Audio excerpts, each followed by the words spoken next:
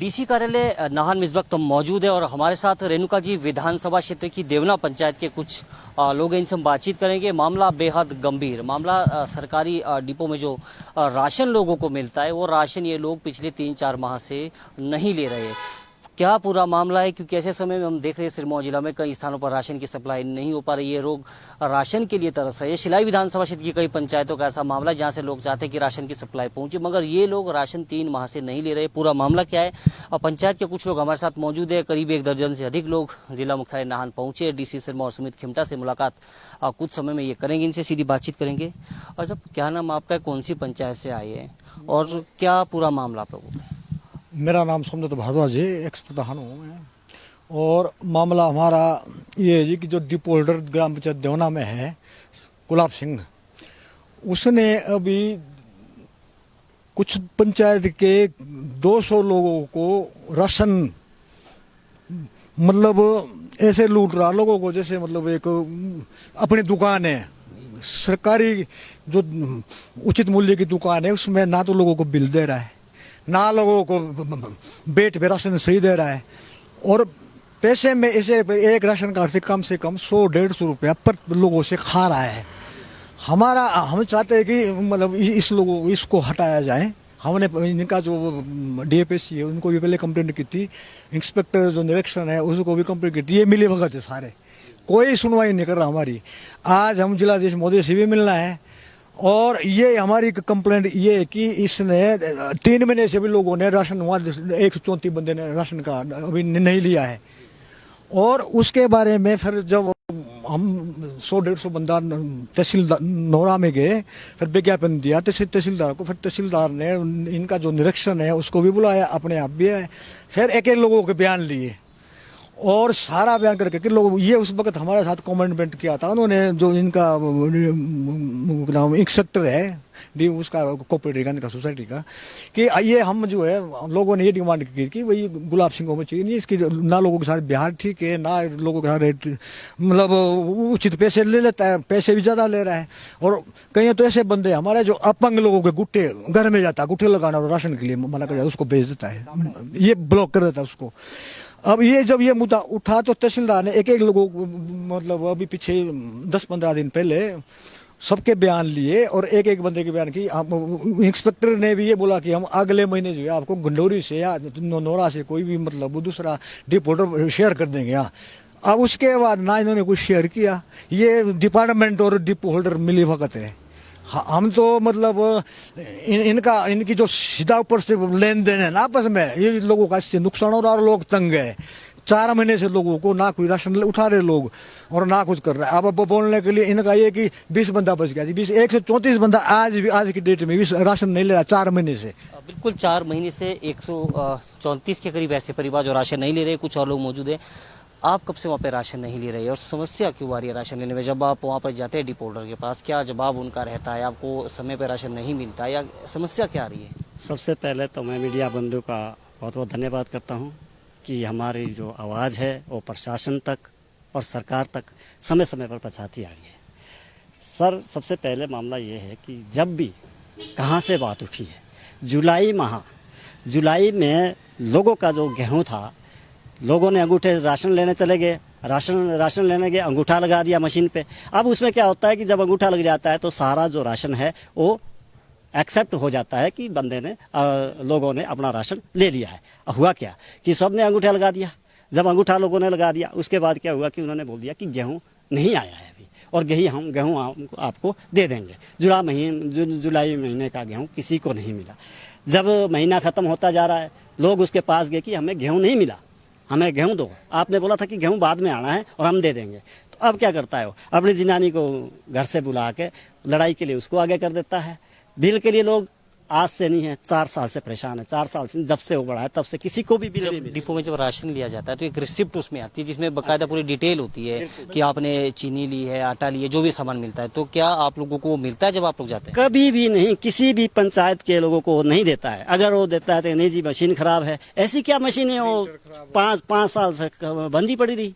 इसकी आज की बात नहीं है, पिछले 7 साल होने जा रहे हैं उनको, 7 साल का पूरा रिकॉर्ड कर देखा जाए। 1100 पे उनकी कितनी कंप्लेंट है, झगड़े कितने लोगों से है। अगर कोई बोलता है तो क्या करता है, वो दोनों हस्बैंड और मिसिज सामने वहाँ पे आ जाते हैं, मिसिज उसकी वहाँ आ जाती है झगड़ने, जिसकी मैं आपको वीडियो क्लिप दिखा सकता हूँ कि जब वो डीएफआईसी साहब वहाँ आए थे तो उन्होंने, डीएफआईसी साहब जब इंक्वायरी पे आए थे, औचक निरीक्षण के लिए लोगों ने, एक एनजीओ है, एनजीओ ने ज़बरदस्ती वहाँ पे उनको बुलाया और जब औचक निरीक्षण किया तो उन्होंने, डीएफआईसी साहब ने क्या किया, डीएफआईसी साहब ने ये नहीं देखा कि जब गुलाब सिंह वहाँ पे डिपो होल्डर है तो उसको क्यों, उसकी पत्नी धर्मपत्नी वहाँ पे क्यों खड़ी थी, वो क्यों लोगों से बहस रही है।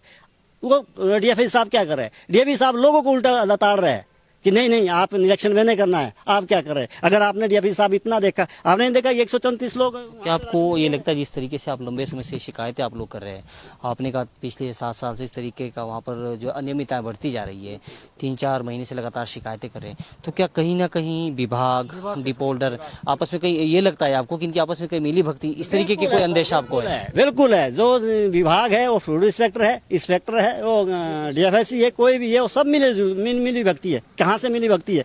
और परसों हमने विज्ञापन तहसीलदार साहब को दिया, तहसीलदार साहब निरीक्षण करने आए, उनके साथ डीएफआईसी साहब भी थे, फूड इंस्पेक्टर साहब भी थे। उन्होंने रिटर्न में प्रशासनिक अधिकारी तहसीलदार के सामने दिया है कि सप्ताह में 2 दिन हम नौरा या गंडोरी का डिपो होल्डर वहाँ पे राशन वितरण के लिए बिठाएंगे। आज पिछले 30/6 को निरीक्षण किया गया तहसीलदार साहब, उसी दिन उन्होंने लोगों को आश्वासन दिया था कि अगले सप्ते हम बंदा यहाँ पे नौराधार वाला डिपो होल्डर को बिठाएंगे। तब क्यों नहीं बिठाया फूड इंस्पेक्टर साहब ने, क्यों नहीं बिठाया आज तक सब इनकी सबकी मिली भक्ति है। अगर कोई ज़्यादा बोलता है तो उसके लिए क्या करता है, उसके लिए या तो उसके ऊपर कोई ना कोई केस बना देते हैं या लड़ाई करते हैं। हम जब 30 तारीख को तहसीलदार साहब को विज्ञापन देने 20 आदमी विज्ञापन देने गए थे, तो वापस आते हुए जब मैं वापस घर आ रहा था तो सब लोग चले गए थे, मैं थोड़ा पीछे लेट अपनी गाड़ी से आ रहा था। उन्होंने मेरा रास्ता रोक के मेरे को थप्पड़ मारे, जिसकी मेरे पास मैंने एफआईआर की है और एफआईआर की कॉपी मेरे सामने यहाँ पड़ी है।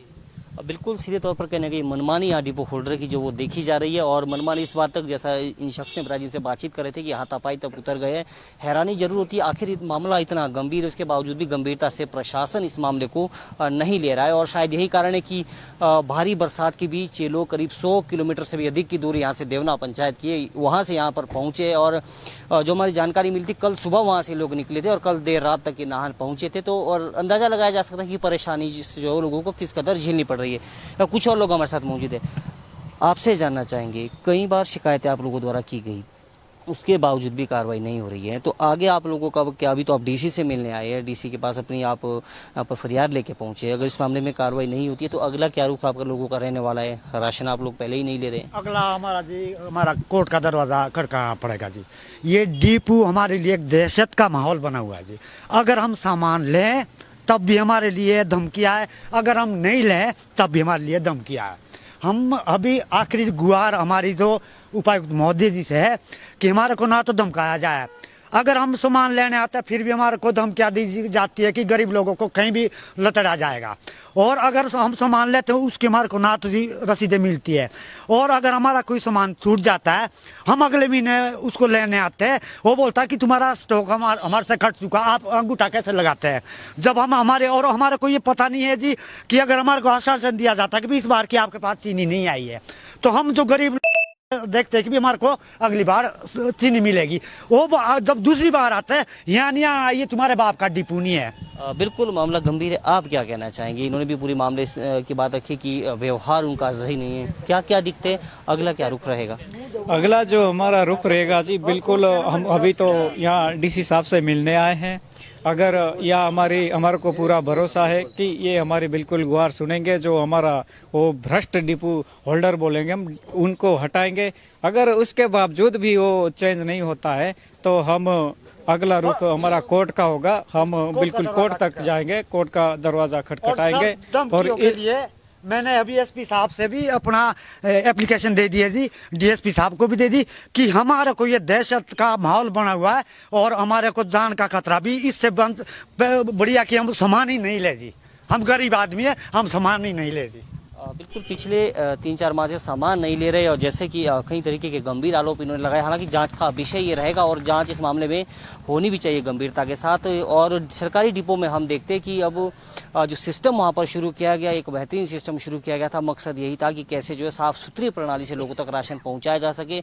उसके बावजूद यहाँ पर धांधलियाँ बढ़ती जा रही है। लोगों को स्लिप नहीं मिलती है, कितना राशन आपको मिल रहा है उसकी कोई जानकारी लोगों को नहीं रहती है।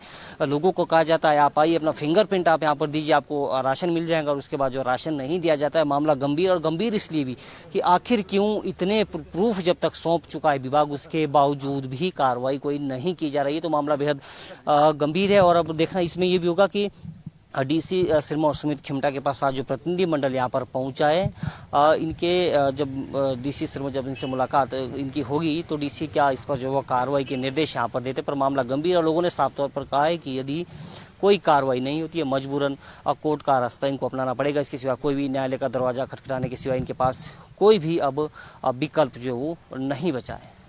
अपने सहयोगी प्रदीप कल्याण के साथ लाइव टाइम्स टीवी के लिए नाहन से सतीश शर्मा।